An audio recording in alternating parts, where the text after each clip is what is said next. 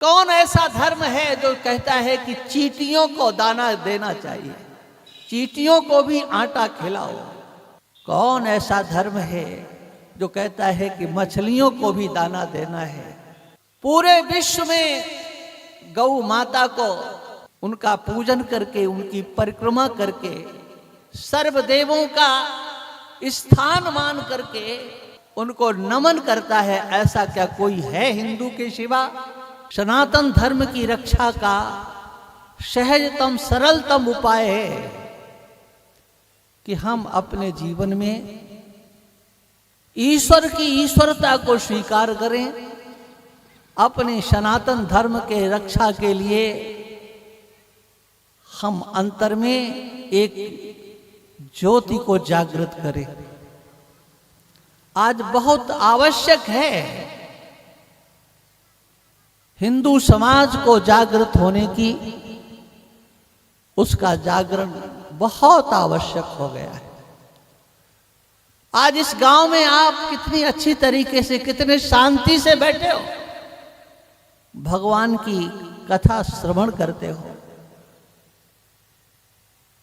देवियां आती हैं, श्रद्धा पूर्वक कथा सुनती हैं, घर जाती हैं। लेकिन ये स्थिति हमारे ही देश में अब ऐसी बनती चली जा रही है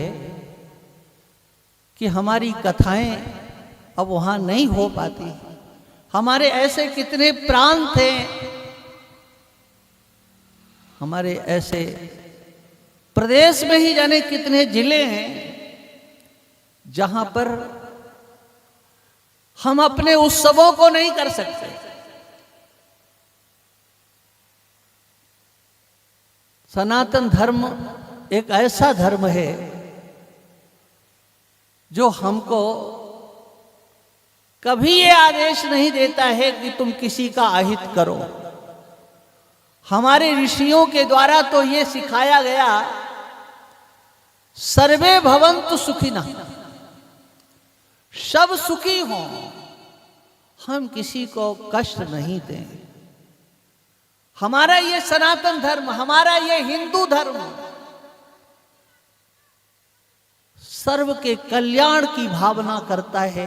और केवल भावना ही नहीं करता है, अपने जीवन में वह हमको, आपको, सबको ये चेतना देता है। कौन ऐसा धर्म है जो कहता है कि चींटियों को दाना देना चाहिए, चींटियों को भी आटा खिलाओ। कौन ऐसा धर्म है जो कहता है कि मछलियों को भी दाना देना है। पूरे विश्व में गौ माता को उनका पूजन करके, उनकी परिक्रमा करके, सर्वदेवों का स्थान मान करके उनको नमन करता है। ऐसा क्या कोई है हिंदू के सिवा? लेकिन जिसको हम नमन करते हैं, और केवल हम नमन नहीं करते हैं, गावो विश्वस्य मातरः, गौ हमारे मानव समाज की सबकी माता है। विश्वस्य मातरः, सबकी मां है। लेकिन हमारे जो मान बिंदु हैं, हमारी जो श्रद्धा की जहां पर स्थिति है, जहां हम नमन करते हैं,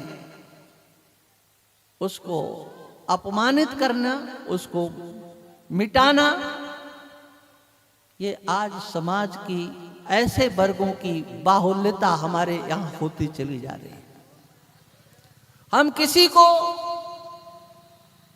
सताने की बात नहीं करते, न हम सताना चाहते हैं, लेकिन हमारे ही देश में ऐसे तत्व आज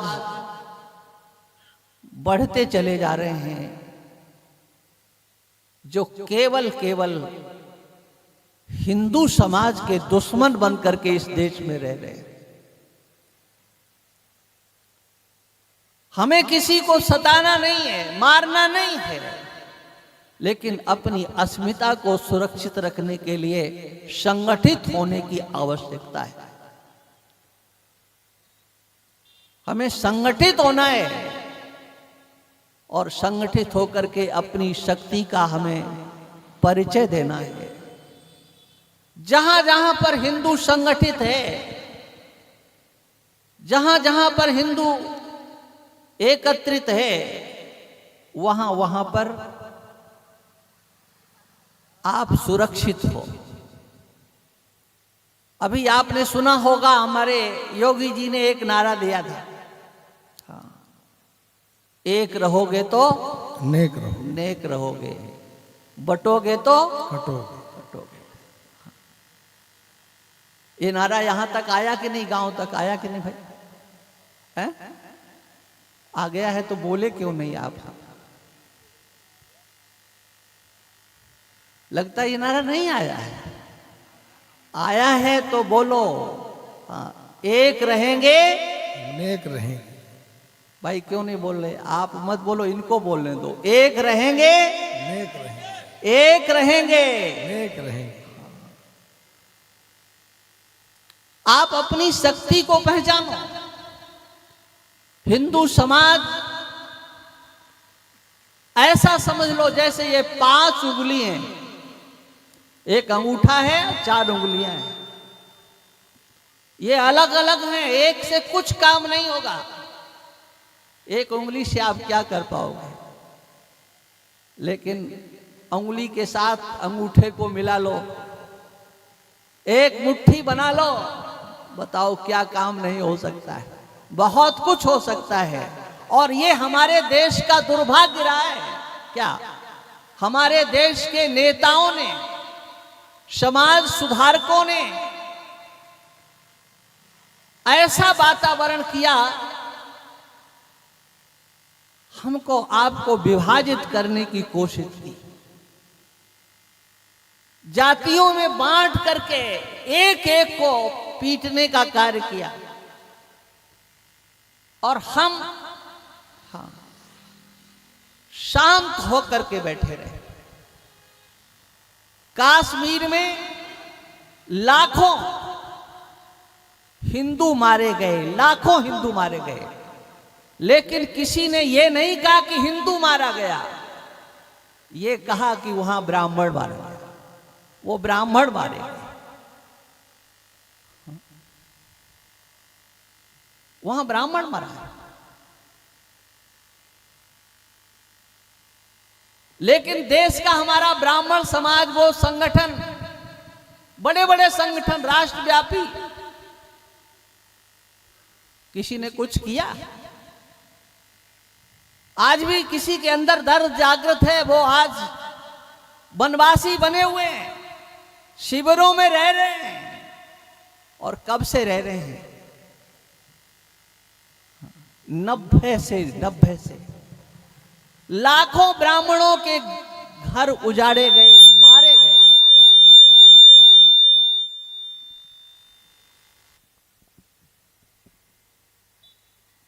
आज वो शिविरों में रह रहे हैं, उनके बंगले थे, उनकी कोठियां थी, उनके बाग थे।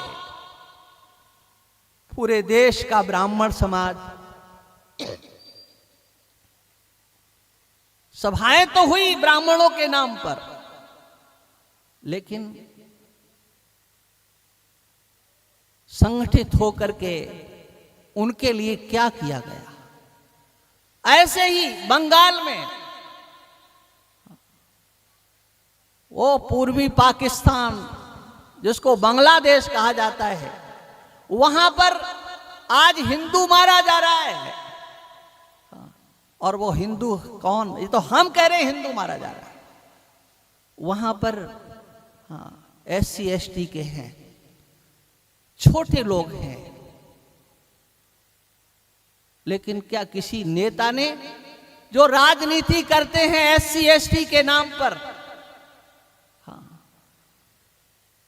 क्या किसी ने आपने सुना कि किसी नेता ने आवाज उठाई कि बांग्लादेश में वो क्यों मारे जा रहे हैं, उनके साथ क्यों अन्याय हो रहा है? किसी ने आवाज नहीं उठाई। उनको दर्द नहीं होता। आप संगठित हों, और जब संगठित होंगे आप संगठित होंगे तो आपकी कितनी बड़ी ताकत होगी, शायद ये आपको एहसास नहीं है। बांग्लादेश में वहां का सब छोटे बड़े अमीर गरीब सब संगठित हुए और 2 लाख वहां का हिंदू समाज सड़कों पर निकला। वो करोड़ों की संख्या में, उनका सामना किसी ने नहीं किया, कोई उनके सामने नहीं आया। आप कभी इस प्रकार का समाचार नहीं सुने होंगे कि किसी देश की सेना किसी एक समाज को रौंदने के लिए तैयार हो गई। बांग्लादेश में वहां की फौज ने रात्रि में हिंदुओं के घरों पर आक्रमण किया, दिन में भी नहीं, रात्रि में जब वो हिंदू समाज सो रहा था तब उनके ऊपर आक्रमण किया गया। इतनी संगठन में क्षमता है कि वहां की फौज की भी हिम्मत नहीं हुई कि वो दिन में उन हिंदुओं को सता सकते। आप लोग इन कथाओं के माध्यम से एक हों, ये हमें एकता के सूत्र में बांधती हैं। हमारा सनातन धर्म विघटन सिखाता ही नहीं है, मारना भी नहीं सिखाता है, काटना भी नहीं सिखाता है, लेकिन मारने वालों से पीठ दिखा करके भागना भी हिंदू समाज के लिए शर्म की बात होती है। अपने धर्म की रक्षा, अपने इज्जत की रक्षा, अपने सम्मान की रक्षा आपके सिवा और कोई नहीं करेगा। यह समाज जातियों में बांटा गया ताकि यह समाज एकत्रित न हो। कहीं पर भी झगड़ा हुआ, यह नहीं कहा गया कि वहां हिंदू मारा गया है, जाति के नाम से कहा गया वहां टेलर मारा गया है, वहां पर जाट मारा गया है, वहां ठाकुर मारा गया है, वहां बामन मारा गया है। और उधर से अगर कोई मर गया तो वो कोई नहीं मरता है, वो केवल मुसलमान मरता है। इसलिए जागृत होने की हम लोगों को आवश्यकता है। हम अपने मान बिंदुओं की रक्षा के लिए, अपने धर्म की रक्षा के लिए और अपने आप की रक्षा के लिए हमें जागृत होने की आवश्यकता है। देश का विभाजन हुआ,